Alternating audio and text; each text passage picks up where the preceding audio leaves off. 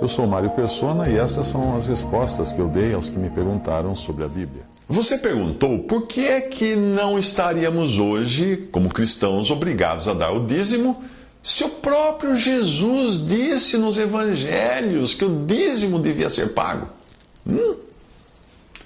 Sim, Jesus disse que o dízimo devia ser pago, sim. Em Mateus 23, ele diz ali: ai de vós, escribas e fariseus hipócritas, pois que dizimais ou dais o dízimo da hortelã, do endro, do cominho, e desprezais o mais importante da lei, o juízo, a misericórdia e a fé. Deveis, porém, fazer estas coisas e não omitir aquelas, ou seja, aquelas que era dar o dízimo de todas aquelas coisas. Ele disse, mandou sim. A mesma ordem ele repetiu em Lucas 11:42. Sim, Jesus mandou dar o dízimo. Mas em Mateus 8, versículo 4, ele também disse ao leproso que tinha sido curado, para que ele fosse ao templo, oferecesse os sacrifícios ordenados pelos sacerdotes de Israel. Ele disse com essas palavras: vai, mostra-te ao sacerdote e faze a oferta que Moisés ordenou para servir de testemunho ao povo. Muito bem, esses sacrifícios, para quem fosse curado de lepra, haviam sido determinados em Levítico 14, de 4 a 7, e constituíam o seguinte: 2 aves vivas e limpas, e pau de cedro, e estofo carmesim e isopo.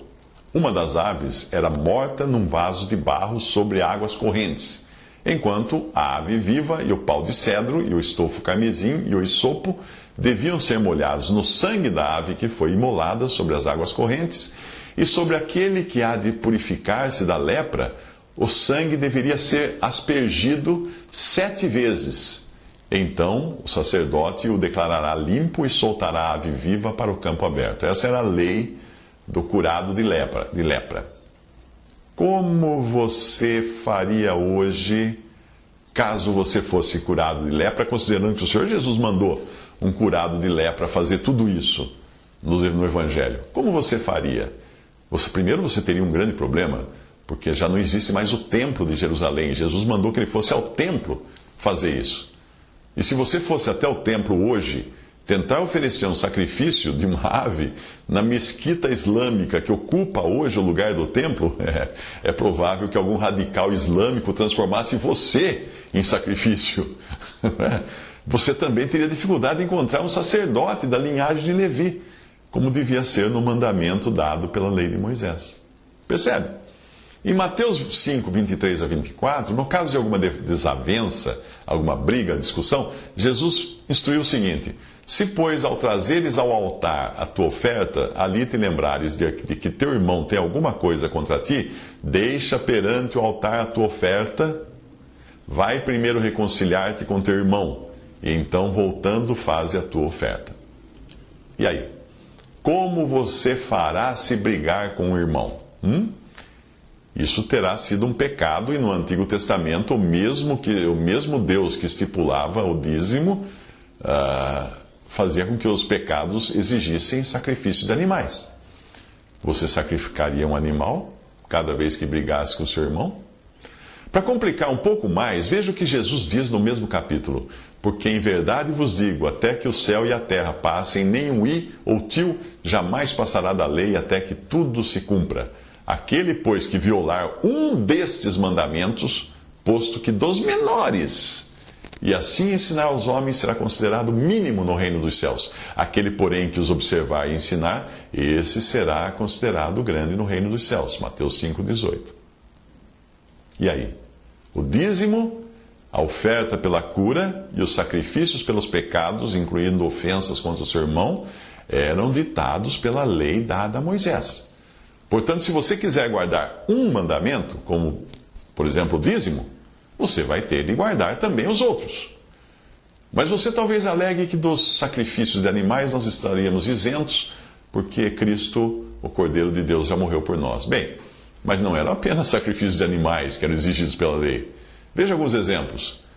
Aquele que blasfemar o nome do Senhor certamente morrerá. Toda a congregação certamente o apedrejará, assim o estrangeiro como o natural, blasfemando o nome do Senhor, será morto.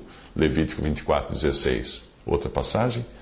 Quando um homem amaldiçoar seu pai ou sua mãe, certamente morrerá. amaldiçoa seu pai ou sua mãe, o seu sangue será sobre ele. Levítico 20, versículo 9. Mais um.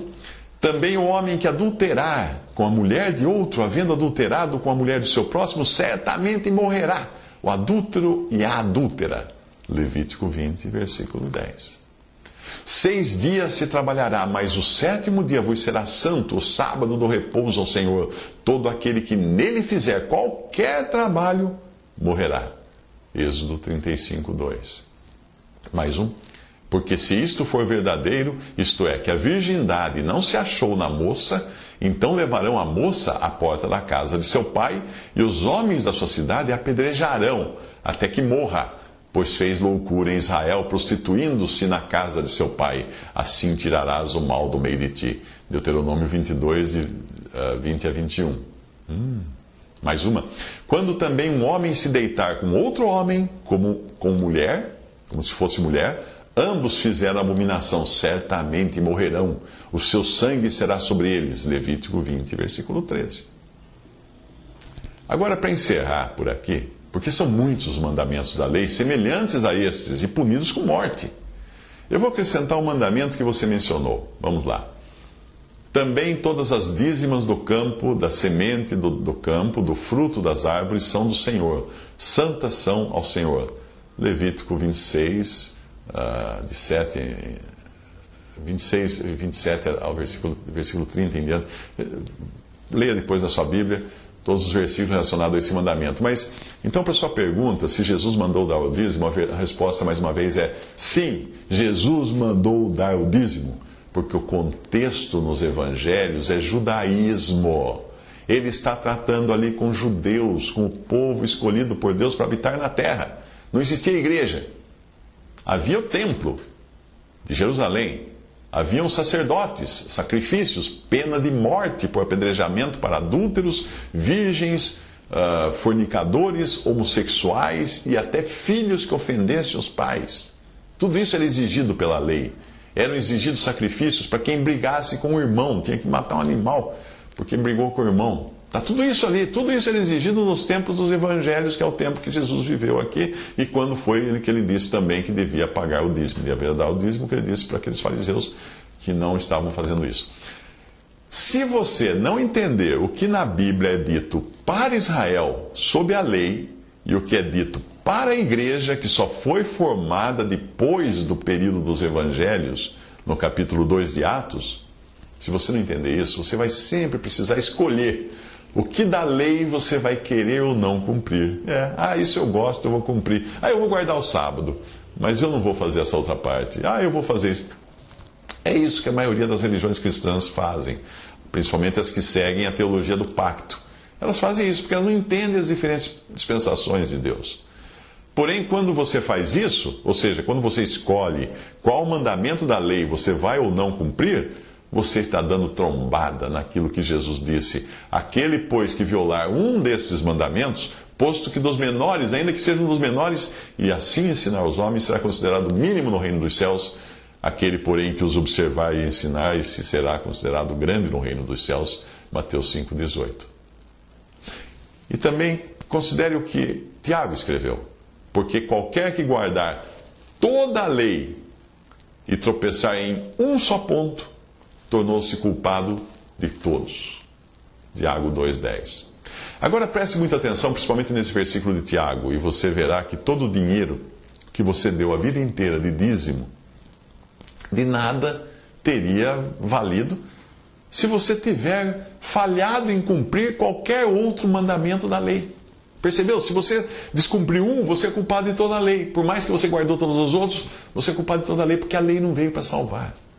A lei veio para condenar, a lei veio para acusar o pecado, para falar para o homem: ei, você é pecador, não percebeu ainda que você não vai conseguir andar do jeito que Deus determinou? E para dificultar mais ainda as coisas, até na hora de dar o dízimo, você certamente não cumpriu tudo do jeito que estava escrito na Bíblia. Porque ali está escrito em Malaquias 3,10: trazei todos os dízimos à casa do tesouro. Muito bem, e a casa do tesouro? Cadê? A casa do tesouro não é a tesouraria de alguma igreja abrigada num templo de tijolos feito por homens. Não. A casa do tesouro era um aposento do templo de Jerusalém, templo esse que foi destruído há quase 2000 anos, que não existe mais. E aí? Onde você vai levar o seu dízimo?